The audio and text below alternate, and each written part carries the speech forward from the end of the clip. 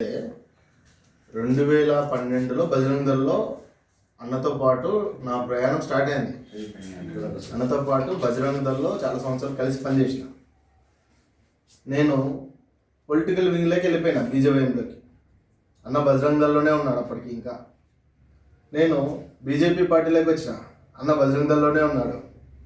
తర్వాత బజరంగదళ్తో పాటు దేశభక్తి భావాలు, హైందవ ధర్మ నియమాలు పాటిస్తాడు కాబట్టి ఇప్పటికీ దాన్ని తూచా తప్పకుండా దేశం కోసము, సమాజం కోసం ఆలోచన చేసి ఎన్నో సేవా కార్యక్రమాలు చేసినాడు.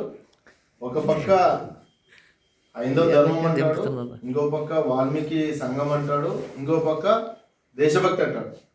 ఇవన్నీ ఒక ఎత్తు అయితే, అసలైన రూపము స్నేహితునికి ఎవరికైనా సరే, కులం లేదు మతం లేదు, ఎవరికైనా ఇబ్బంది వచ్చిందంటే అర్ధరాత్రి 12 గంటలకు ఎవరైనా ఫోన్ ఎత్తుతారో లేదు తెలియదు, కానీ సాయంత్రం ఫోన్ ఎత్తుతాడు.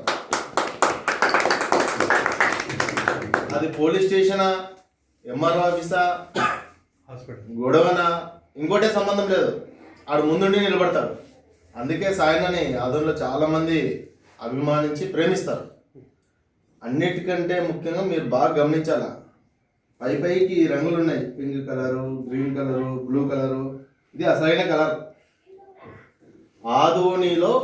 ఆదోనిని జిల్లా సాధన కోసం జిల్లా చేయాలా ఎట్లాగైనా అని సహజంగా అయ్యప్ప స్వామి మాలేసిన వాళ్ళని చూసింటాం, మా కోటీశ్వరం ఉన్నాడు, శివమాలేసిన వాళ్ళని చూసింటాం, దుర్గాభవాని మాలేసిన వాళ్ళని చూసింటాం.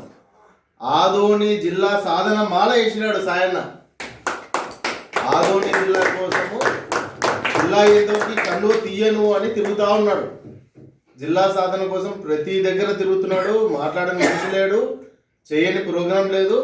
మీరు ఆశ్చర్యపోతారు, టీవీ9 ఇంత పెద్ద ఛానల్ కదా, దేశంలో అన్ని ప్రాంతాల్లో న్యూస్ ప్లే అవుతుంది.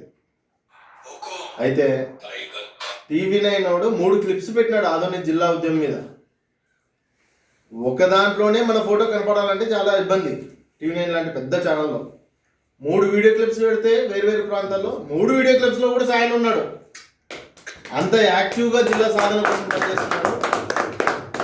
ఈరోజు అన్న బర్త్డే సందర్భంగా నేను మనస్ఫూర్తిగా కోరుకునేది, ఒకవైపు శుభాకాంక్షలు చెప్తూనే, రెండో వైపు నెక్స్ట్ బర్త్డేకి అంతా ఆదోని జిల్లా కావాలని, ఆదోని జిల్లాలో అన్న బర్త్డే జరగాలని ఈ సందర్భంగా కోరుకుంటున్నాను. అందరి సమక్షంలో అన్నకు మరొకసారి హార్దిక జన్మదిన శుభాకాంక్షలు తెలియజేస్తున్నాను. హ్యాపీ బర్త్డే బాబా.